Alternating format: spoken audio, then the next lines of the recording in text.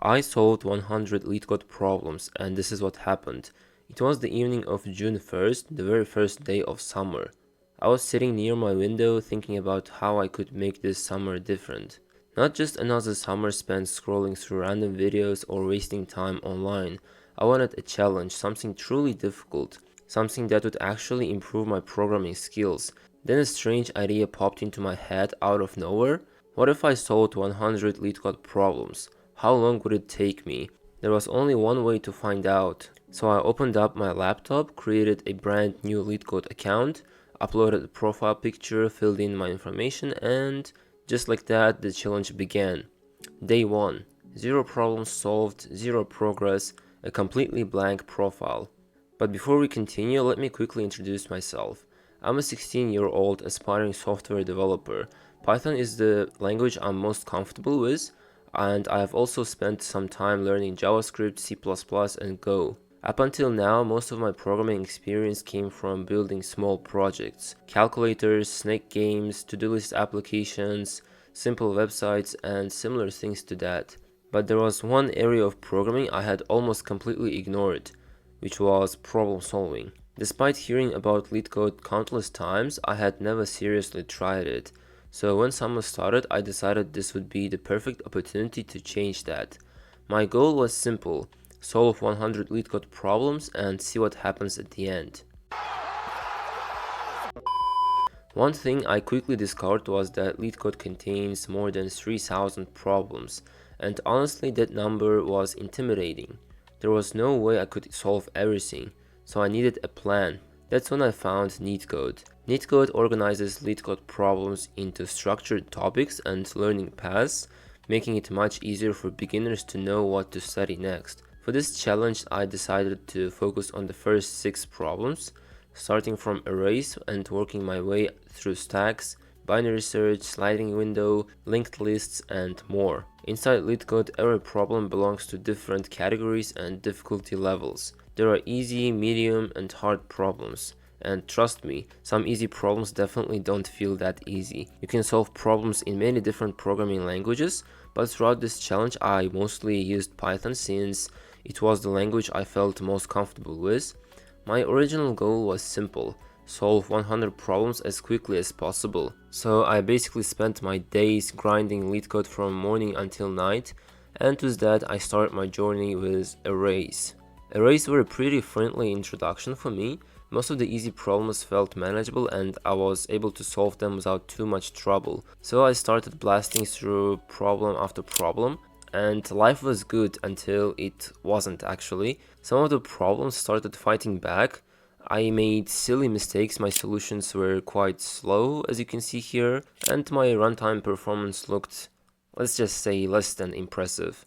Then I encountered my first real obstacle, and this problem was named group anagrams. At first glance, the problem looked harmless. Then I read it again, then a third time, and somehow I was still confused.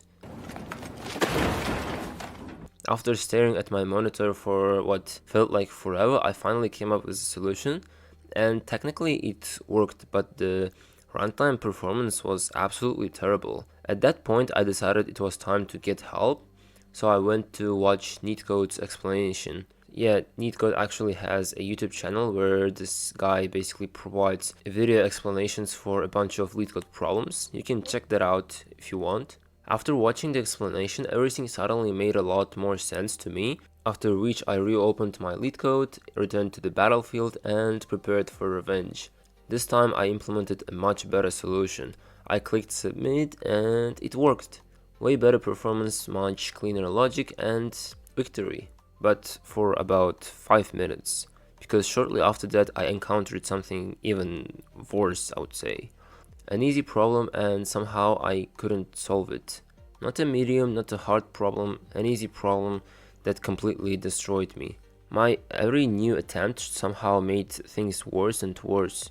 But I found a solution to this. I eventually copied the code into VS Code and started debugging my code there. And that turned out to be one of the best decisions I made during this challenge, copying my code and experimenting with it in my VS Code, because in VS Code I can add print line statements, and run my code basically infinite amount of times to test some edge cases of my code.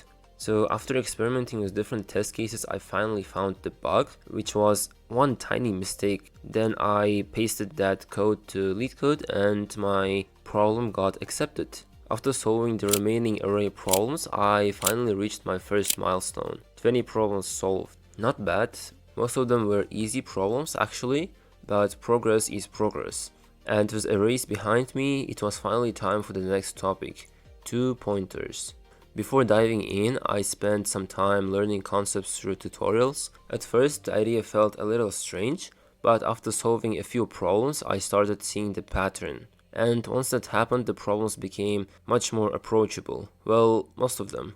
One medium problem completely stopped me in my tracks. I spent nearly half an hour trying different approaches and getting nowhere, as you can see from my submissions list here. Now, actually, LeetCode has a solutions section where you can read explanations written by other developers like me.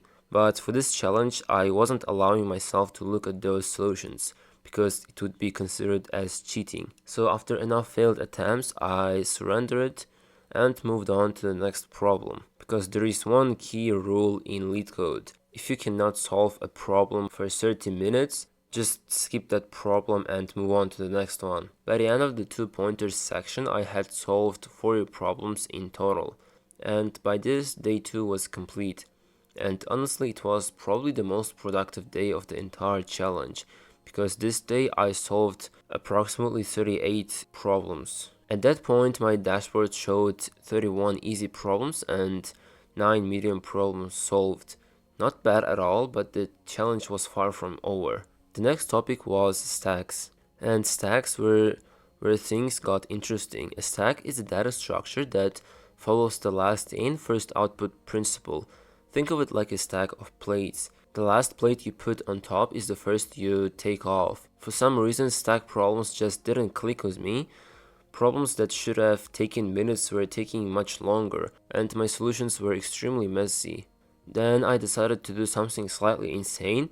I attempted my first hard problem, maximum frequency stack. Surprisingly, it wasn't as impossible as I expected initially. After a lot of research, experimentation, and questionable decisions, I finally got an accepted solution. And this was my first hard problem solved, and that felt truly amazing. Next came binary search, and this ended up becoming one of my favorite topics. Before this challenge, I thought binary search was simply a way to find elements inside sorted arrays, but I learned something much more interesting.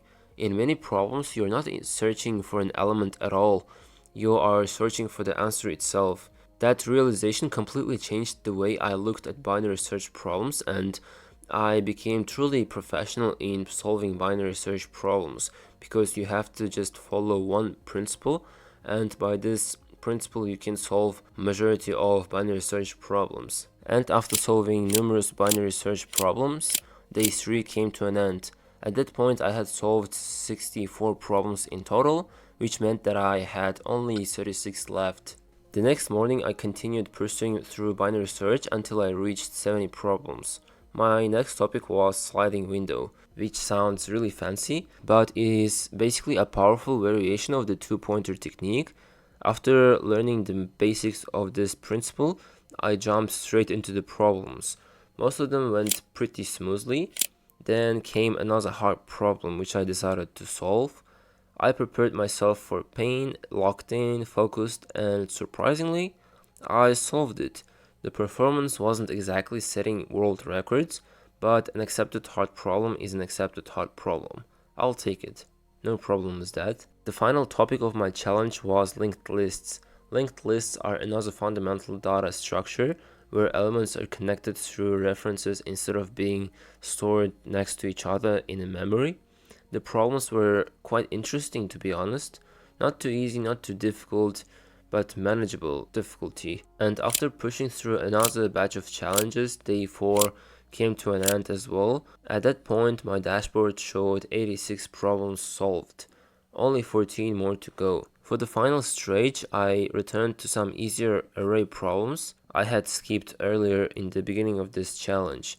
At this point, I just wanted to reach the finish line because continuing to trees, which was my next topic, was pointless. So I sat down, focused, and started solving one problem, then another, then another, then another, until finally it happened. 100 problems solved finally. Just like that, the challenge was complete. After 4 days of coding, debugging, researching, learning, and occasionally questioning my intelligence, I had officially solved 100 LeetCode problems. My final statistics looked like this: 59 easy problems, 39 medium problems, and only 2 hard problems.